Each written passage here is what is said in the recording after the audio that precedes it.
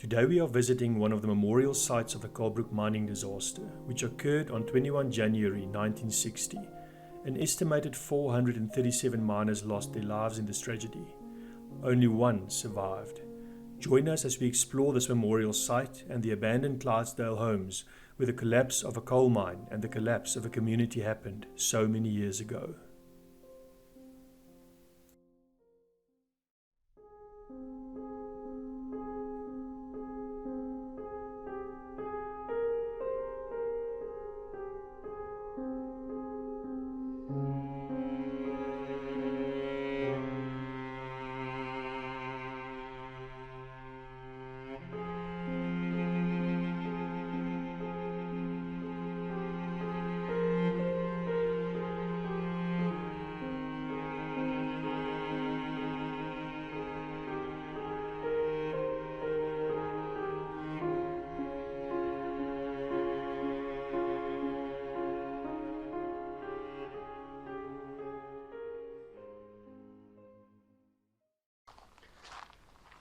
What's up guys, Dries here with Rogue Whelan, joined by Rudy and Clarissa from Muscle Photography again. Out on a lovely Sunday afternoon, hot and sunny, and yeah, we here at the memorial site where the vertical shaft went down for the Coalbrook Mining Disaster, and we're going to walk in and we'll show you the memorial stone. So you can pause the screen when we get there and read a little bit if you want. Let's walk in.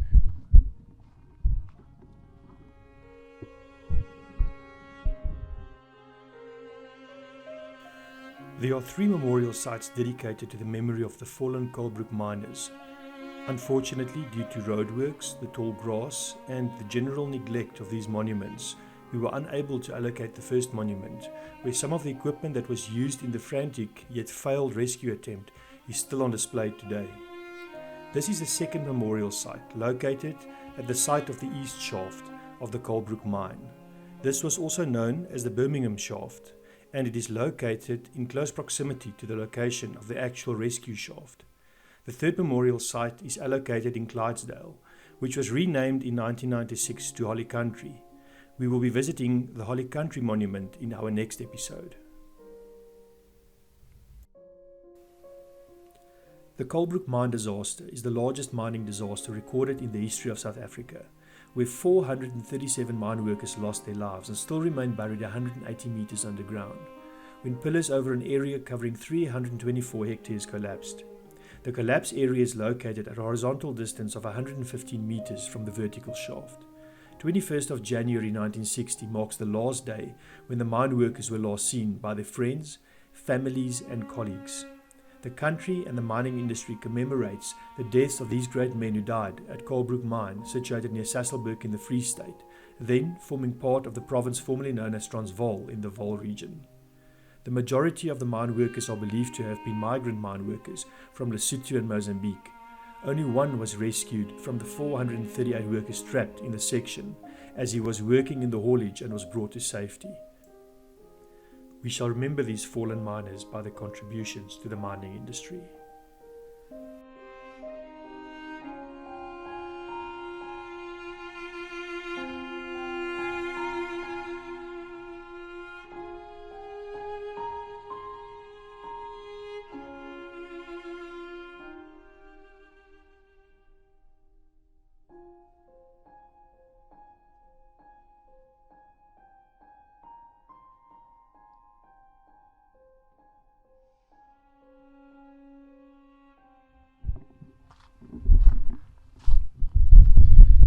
So quite a small area, not a big memorial site for the amount of human loss.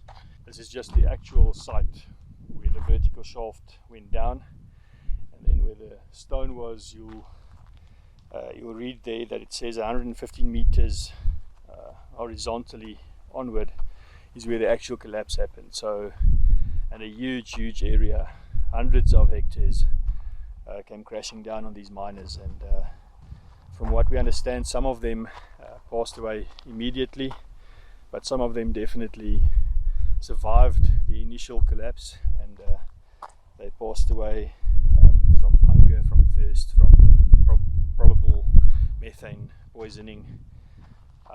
So huge tragedy. But yeah, you see all these lovely flowers in the background here. We call them cosmos. Cosmos flowers. They white and pink, and some of them are dark purple. So something nice to look at. They only come out once a year, and it's that time of year. In autumn we see them bloom, and it's something we always see coming up, and we know the seasons are changing, and we're going into autumn and then into winter. Try and get a bit of a closer shot for you when we get closer to the grass here, but then you can see what these flowers look like.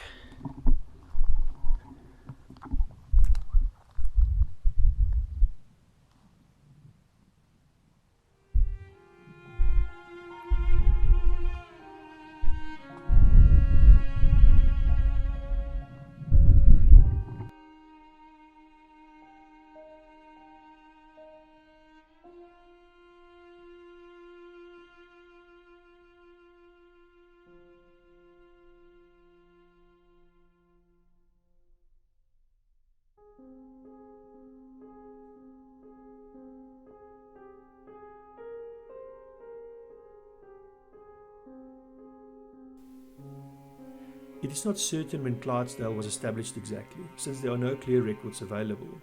At the time of making this video, Wikipedia still referred to it as the Coalbrook Mining Village.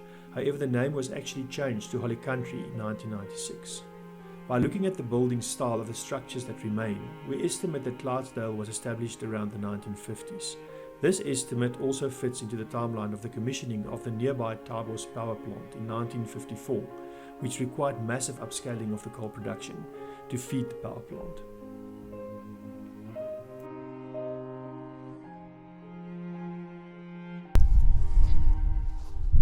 Okay guys, so we're in Clydesdale, and Clydesdale used to be the living arrangements for the Coalbrook miners. So this was a small mining community that lived here, and the majority of the people that lived here obviously lost family members in the Coalbrook Mining Disaster, where the whole mine caved in, and 437 miners lost their lives. So this used to be the living arrangements. This was their living quarters.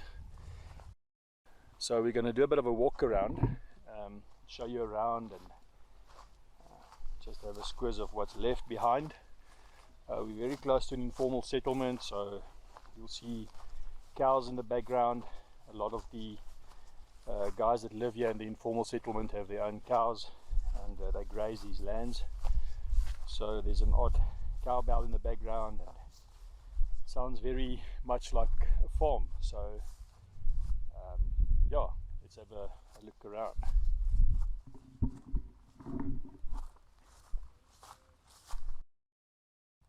All the buildings are empty, stripped of copper cable, stripped of any metal, because there's a lot of poor communities surrounding this area, and they scrap these places for scrap metal, so that's why it looks so bad. But not only that, it's roughly 60 years of abandonment that we're dealing with. So to give you an idea, just look down this stretch of road here. This was all proper tar road with curbstones, so you'll see the curbstones.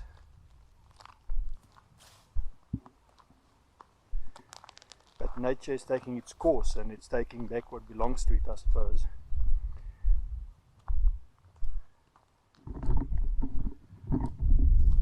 So after the collapse of the Coalbrook mine, these towns were evacuated because, according to some of the rumors, even some of the homes fell in, and it was unsafe to live under these conditions. So rather to risk people's lives, they evacuated this area, and that's the reason for the town being empty.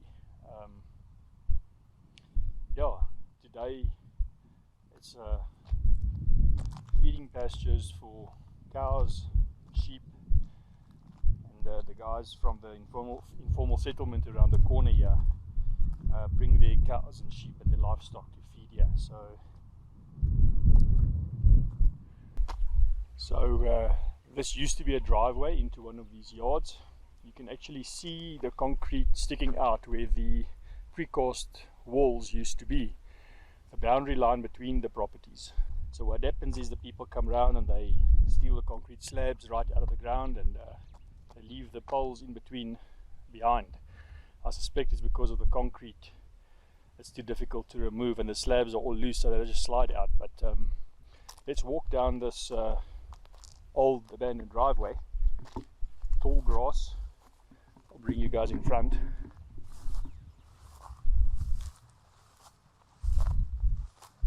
We'll see if we can get a bit closer to one of these old homes. I suspect most of them will look relatively the same. So this looks like the old walkway.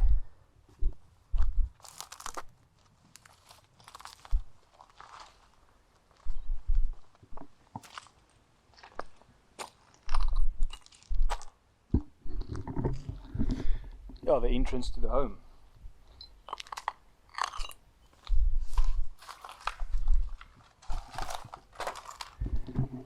And you can see the plant life coming up through the concrete, starting to really take back. Everything's crumbling. This would have been down the passage. I suspect this would have been like a living area, like a sitting room or a TV room. A nice big window overlooking the field. That's farming land in the background there. And if you can see that far, that is the Tabu power plant's stacks in the background there with the smoke coming out. So that's the power plant that replaced Kragbron's two power plants, Highveld and Taibos. Might have been like a section of the living area, maybe like a dining room portion. And then this could have been the kitchen, because I see a little bit of tiling left on the walls there. And then this would have been the back door of the premises.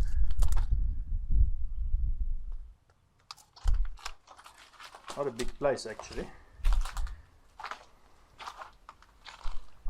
So out of the kitchen into the passage. This would have been like a cupboard in the passageway, like a broom closet, or space to pack tinned food, cleaning equipment, stuff like that. This would have been one of the bedrooms. There's some wasp nests in the cupboard there.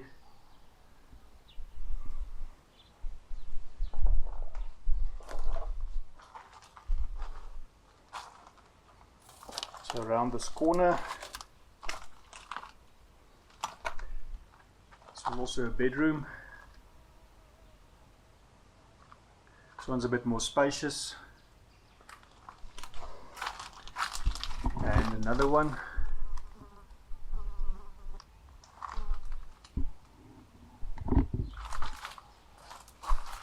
This would have been like the toilet. You can see there's some ceramic portions of the toilet still left behind. All the pipes at the bottom have been broken out. And then here's the bathroom, the remains of the bathroom. So just to step over here a little bit. Tiny bathroom. Now they would have had, this would have been the bath, and they would have had a sink over there, and then a window to look out of, but extremely tiny bathroom.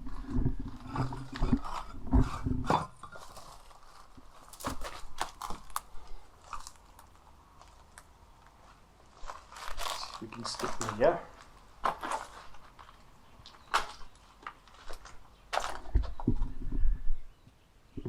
There's the Jeep in the background with the cows.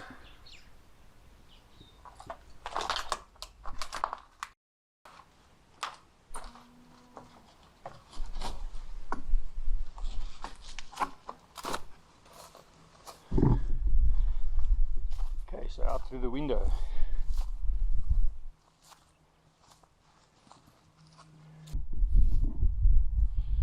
So this would have been the fence between these two properties. As I explained earlier, these concrete blocks is all that remains. They've taken the slabs out in between. So instead of going past the fence, we can go through the fence, and then we'll enter this property through the back door, I suppose, because the front door would have been on the other side where the tar road is.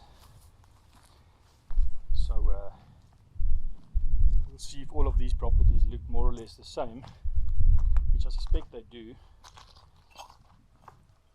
because it's not wealthy people that lived here. Yeah, this looks exactly the same. I've come in through the back door here. You can see kitchen area.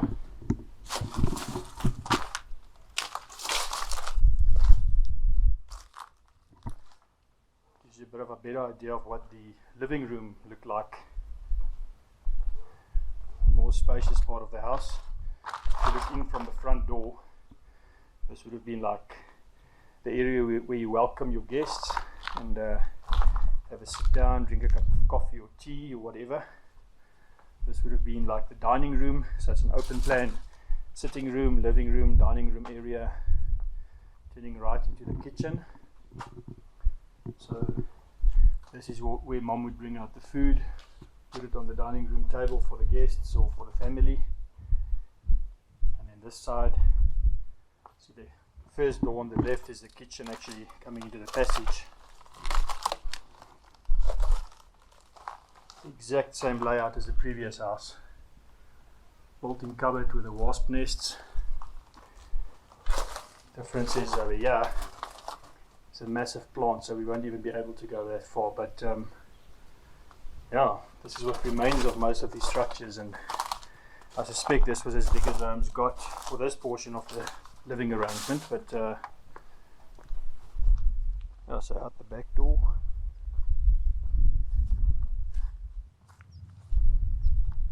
And you can imagine the children coming out in the evenings after finishing their homework. Everybody coming out the back door. I think those properties, their back door would come out into this area as well. And the kids would be able to play out in the backyard after a tough day at school, and they would meet their friends outside, play maybe a game of soccer or maybe street cricket or whatever you guys wanted to do. And end of the day, before dinner, Mom calls you back inside, having dinner, going to sleep and start fresh again tomorrow. So these cows are creeping closer to the Jeep at the moment, so I'm going to see if we can move the Jeep just a little bit to the other side. I think these cows are very clever, they know what times they're supposed to be home. So anyway, interesting.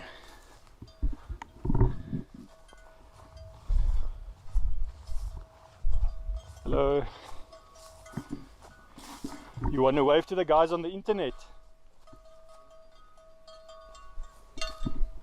Are these your cows? Is that your koeie? Hey? Yeah, are they yours? How many do you have? The Margap, the Pal, all of them. All of them? How many? 100?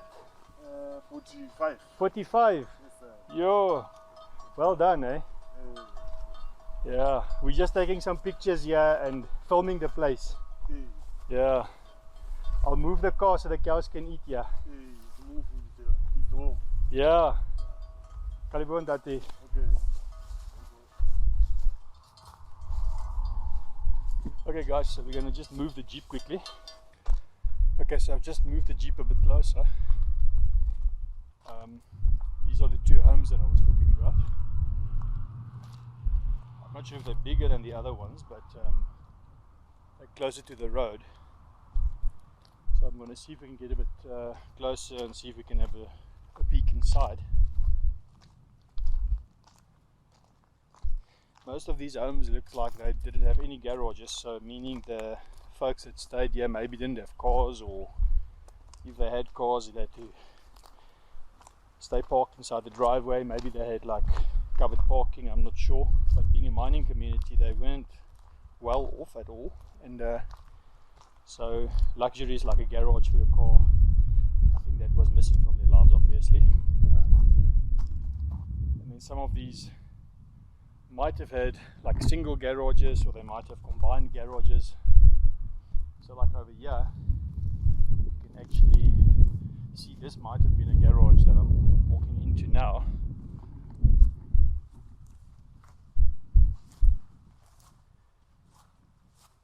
So when you peek around the corner here, this seems like a single garage, big enough to fit one car inside. Maybe with a bit of an outbuilding. So if you go in here, you'll probably find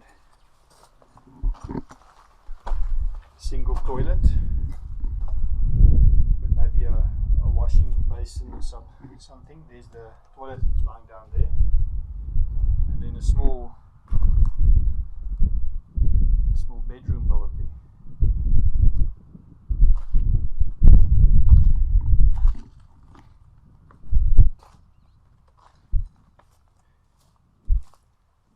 The same arrangement for this side, because what I think happened, if you look here, there's a piece of precast wall standing here, so this would have gone all the way to over there, and then you would have had one home this side and another home on the other side. So I was standing with one leg in the one yard, one leg in the other yard.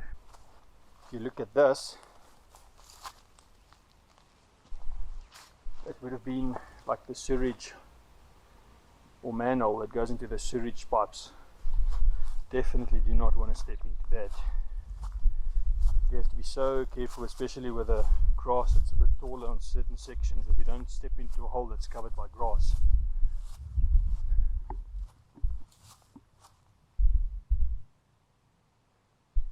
This seems completely overgrown.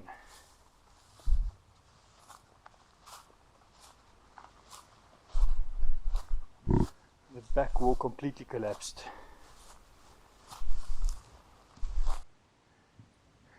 These structures are in a much worse state than the other ones that we've been in previously, because I think this is closer to the road. So much rubble.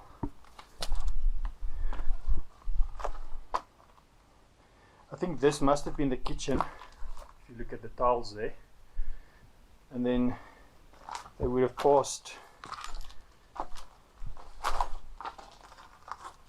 Yeah, this must have been the kitchen, because I think this must have been like where they put the food, and it must have been like a dining area. And this part of the house is completely demolished. You can barely make out. So this must have been like the living room. The front door would have been over there. You would have come in here. Must have been a room over here. Even a fireplace. See if I can show you the fireplace down there. Because in the Free State where we live, winter can get quite brutal. Not to the extent where it snows or stuff like that, but especially in the evenings, early mornings are the worst. You can go into the minuses. We're talking Celsius, not Fahrenheit. In South Africa we go into the minuses, sometimes -8, -10 degrees Celsius. So you can convert that to Fahrenheit and you will know what it goes down to in your terms. But yeah, unfortunately this home is very dilapidated. I'm not going to be able to show you much more than that.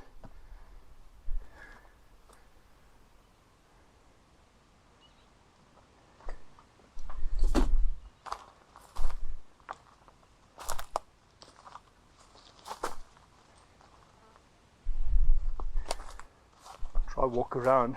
I would love to see one of those fireplaces that's not covered.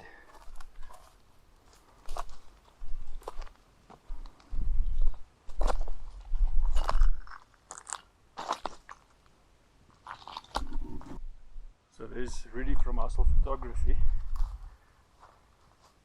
You must hustle, man. I'm too tired to hustle. So then today it's not hustle photography. Just mind the manholes, because there's a lot of holes here. I stepped into 2 of them almost. But the decay on this side is a lot worse than on the inside. If you look at, houses might be older, or they no, I think because they're closer to the road, people get to it a lot easier, and they start scavenging for copper cables and piping. Because these homes are closer to the road, it's easier to come scavenge. they don't have to go far. Yeah.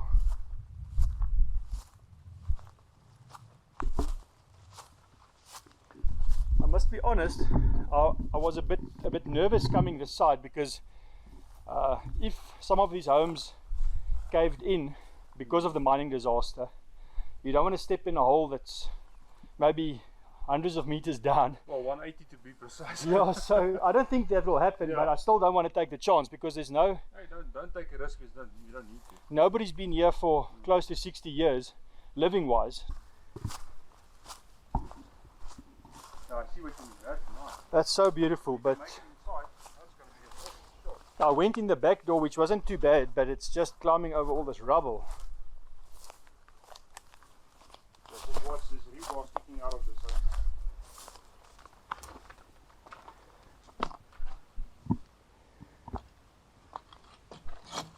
These homes had huge windows. Bigger than the other houses. Even the Yeah. entrances, if you can see, obviously the front door had to be here. This was the front door section here. You can see the pillar going That's up. it, yeah. So this would have been the front door, but the main pillar is lying here. That's it. So if you enter here, this might have been like the living room or bedroom on this side, and then the living room this side. Look, in general, the houses, they've got small rooms. Yeah. Not as big as what we used to. Yeah. But definitely, when you look at it, you get a feel there was a different in class, if you Yes. can put it like that, that used to live here. Like the mining management lived in bigger houses. Absolutely, yeah, because this is literally the only houses that we found with chimneys and garages. The Yeah. other were just living normal houses. Yeah. So where you're standing now might have been like a little stoop where they could sit having their yeah. coffee after a hard day's Little work, wall. looking out over the field in the background. Can you imagine living here 60 odd years ago? Okay guys, so we're here at a old building. Might have been an old farmhouse. It's right on the side here, just opposite the road of Clydesdale. So we're just going to have a squeeze and see what it looks like, but it's definitely a very, very old building. Let's see what we can find here. Very big, tall windows. Old sandstone structure.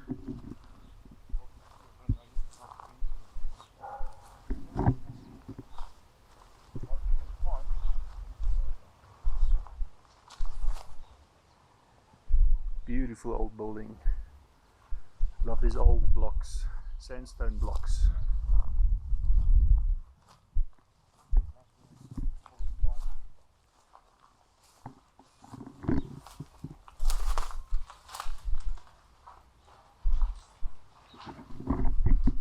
Nice and cool inside.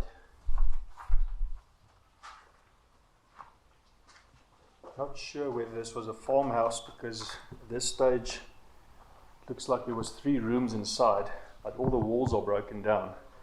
Just based on the foundation, it looks like there were 2 rooms next to each other here, and then we've got a bit of a bigger room on this side with an old fireplace. Very, very, very tall ceiling. This is an old structure. Not sure how old, but must be a lot older than Clydesdale even.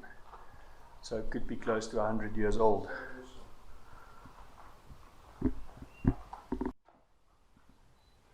It's definitely a lot cooler inside. You can feel the temperature change as you step in from the outside.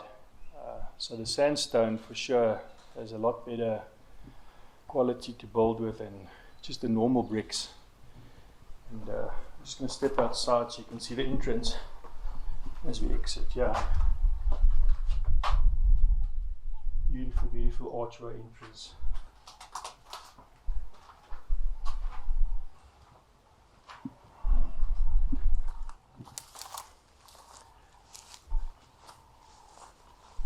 This building must be at least 100 years old.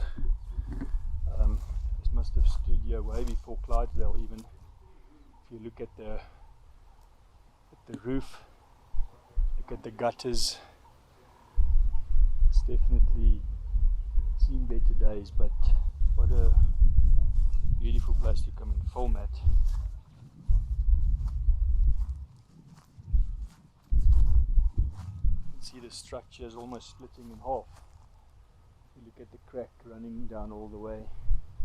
It's not going to last forever.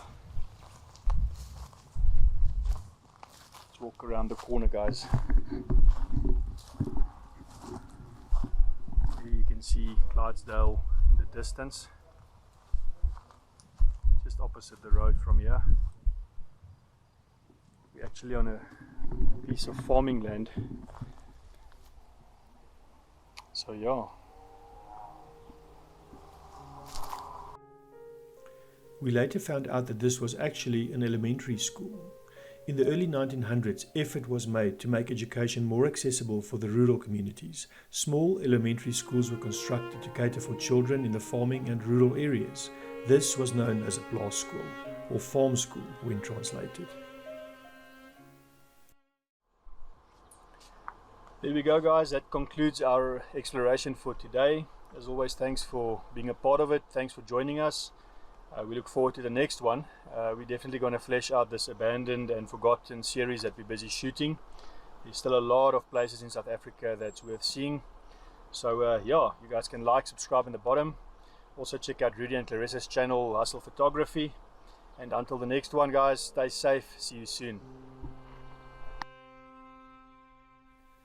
Join us in our next episode as we explore the third memorial site for the Coalbrook Mining Disaster, including an abandoned hospital as well as an abandoned spaza shop.